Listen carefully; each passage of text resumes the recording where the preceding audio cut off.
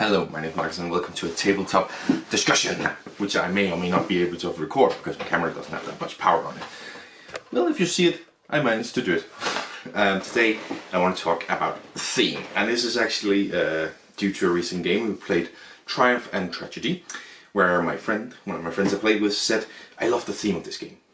And it got me kind of thinking. I didn't want to say so much to him because it could become an argument. I don't want to argue when we're having fun playing, and it's a good theme. It's a World War II theme. He likes World War II, he likes history, so it's great. I enjoy it.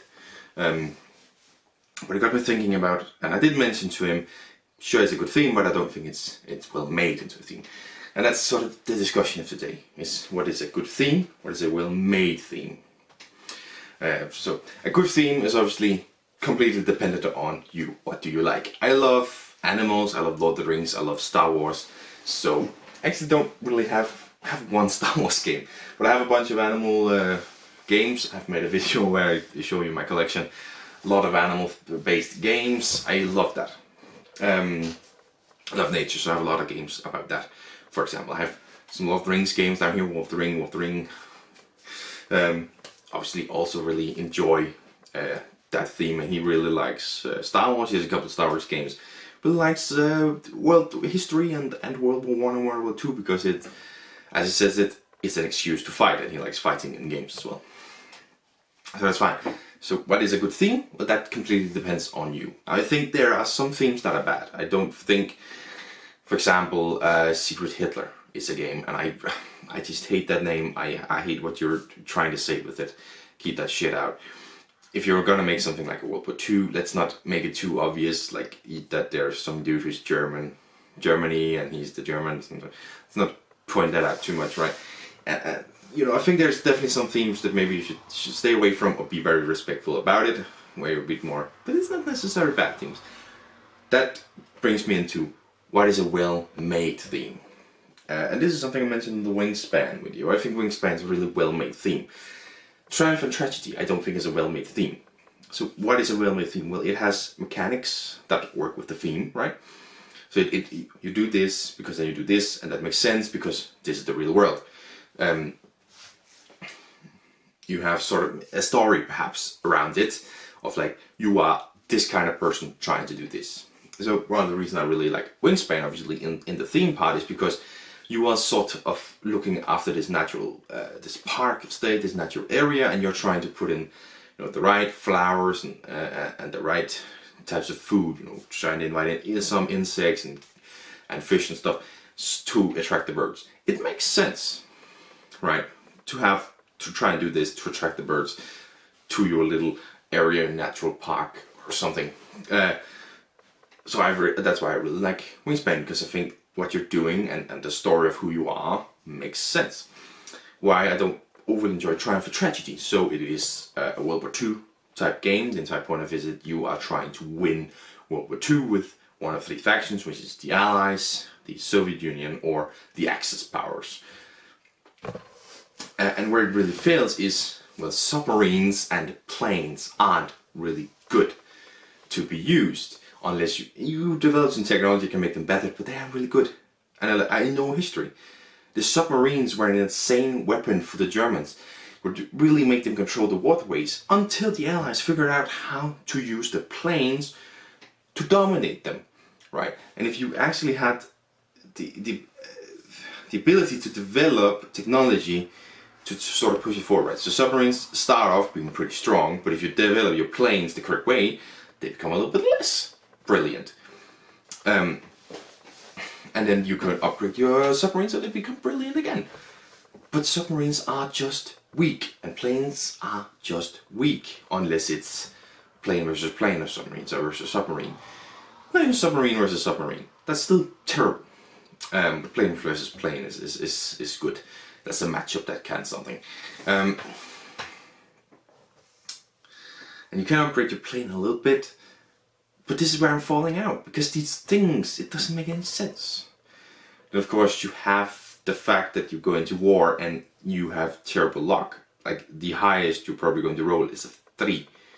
But most things hit on 2s or 3s, you know. Low down. and there isn't really any strategy. You just send in as much as possible, roll as many dice as possible, hope for the best. And sure, there's some luck involved, but are you going to say that General Eisenhower or all these people, they were not brilliant tacticians who moved their armies and their men in certain ways? No, they didn't just send in as many as possible and hope for the best.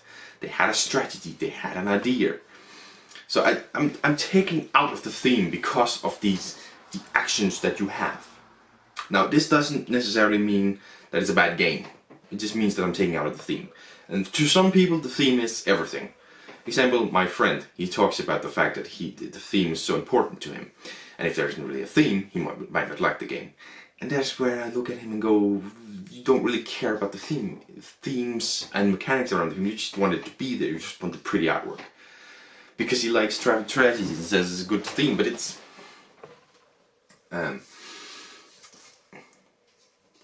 So the mechanics have to sort of match the theme, right? And what you're trying to do and how you can do it sort of have to match in it. But the theme doesn't have to be great for the game to be great. My absolute favorite game, Suloretta. It's not overly thematic. You're obviously trying to build a zoo, and there is this thing about transporting trucks. And I know a little bit about how zoos work, right? And I know a little bit about this thing that you are changing around between the zoos, and then arrives a truck or something with some animals on it. It's not completely like random like it is in Suloretta, but it's definitely not fully controllable either. So it's, Suloretta is more random than it is in real life, but it can't fully be controlled because you can't control, New York Zoo has this animal available now, do you want to take it or not? That's not fully how it works. Obviously, there's a lot of paperwork and a lot of things that I don't know anything about. I know the surface level of how it works. And I know that there is a little bit of it, but you can also sort of trade. And that sort of comes into spring in your barn, right? You can buy some animals from people's barn, which just sort of matches, They have an excess animal, they want to sell it off, here you go. Sort of thematic, that's kind of thematic. You, in the XXL expansion, which I love, you can send it to other zoos. You can sell them your animals, which again, it makes perfectly sense. But there is also these things of building enclosures. You can't have animals together, but in a lot of zoos you will see giraffes, ostriches and zebras in sort of the same enclosure because they can live side by side. So there are these things that take you off thematic. It's not perfect, I think it's good and it's okay made, but it's definitely not brilliant, and there's definitely a lot of games like Meadow, Wingspan, Heat, Pedal to Metal, K2, these make the theme way better. But I just love Suloretta as my favorite game because it's mechanically that solid. And talking about Heat, Pedal to Metal, or K2, that's Danish pronunciation. These are games or themes that don't really interest me. K2 is about climbing a mountain, mountain climbing, and Heat is about Formula 1 in the 60s and stuff. I have some interest in the modern Formula 1, but not that much in the 60s stuff. History of it. Michael Schumacher is the only person I need to know anything about. And the same with my friend. He doesn't care for racing. But he agrees with me that the theme is incredibly well made in it. It makes sense. You have chances of taking risks, or you want to drive really well around corners and stuff. It is so thematically brilliant, and it's, there's a great deal of luck, there's a great deal of like skill and risk taking. It is brilliantly made, the theme. And as an example, you don't have to like the theme for it to be brilliantly made and to really appreciate it. And my friend there, he agrees with me. He Pedal to Metal, although it's not the most interesting theme to us, it is incredibly well made. It's incredibly well made. It's a really good game. I haven't reviewed it yet, so. And same with K2 to me. I have no interest in mountain climbing. I don't want to do it ever. I'm afraid of heights and stuff. But I played K2 and it was so brilliant. It was so well made. You felt it. You had to rest for the correct times. You had to climb and maybe take a hike for what weather could change, how the weather could change at these high altitudes. I just felt that. I felt within the theme, although I have no interest in it. I felt within the theme. And this is just an example of how a well-made theme can really make a game that much better. It doesn't have to be made, but it can really lift the experience of a game. Incredibly brilliant. I think I'm filming mostly over here. It doesn't matter. So yeah. But in conclusion, a theme is sure, it's nice to have a theme on there. That was my phone. It's nice to have a theme on there. Sometimes it's plastered on, sometimes not. But there's a big difference between a theme you like and a theme that's well made.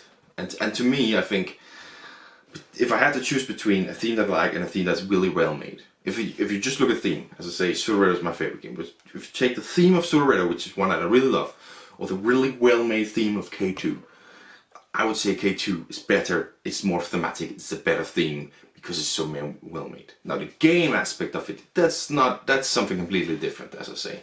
This is just about the theme, right? And I would say K2 has a better theme than Pseudo-Redo because it's so much more well made. Now you might disagree, you might say, well, I just care about the theme. If it's animals, I love it. If it's Star Wars, I love it. If it's Lord of the Rings, I love it. An example is, I really like Robin Hood. I love Robin Hood, but I haven't found a Robin Hood themed game that I really like where the theme comes from. I played Robin Hood and His Merry Men. I didn't like that game. I think I've talked about that real quick. Didn't like that game. Sheriff of Nottingham is a fine game, but I don't feel Robin Hood-ish. A little bit, I guess, because you're tricking, but I wanted more from it. There's the Adventures of Robin Hood, but that's a kind of game that I don't want to play. This sort of big adventure game where you turn over a bunch of things, and it's kind of Legacy-esque. What I've heard from it, it doesn't sound like a game I want to play. So there you have game coming into play as well. But that's an example of a theme that I really love, but I haven't found a game with that theme that I love. This is just my quick take on theme and what is important within theme. And to me, it's 100% having a well-made theme. If you're just talking theme, a game can be brilliant without having a brilliant theme. I definitely think it's not make or break, but it definitely is something that can make a game a 9 out of 10 instead of an 8 out of 10, for example, or even a 10 out of 10 instead of a 9 out of 10 if it has a theme that's well enough made and it's good. But that is it for this tabletop discussion. I wanted to make one. I'm trying. Thank you very much for watching this video, and I'll see you in the next one. Bye!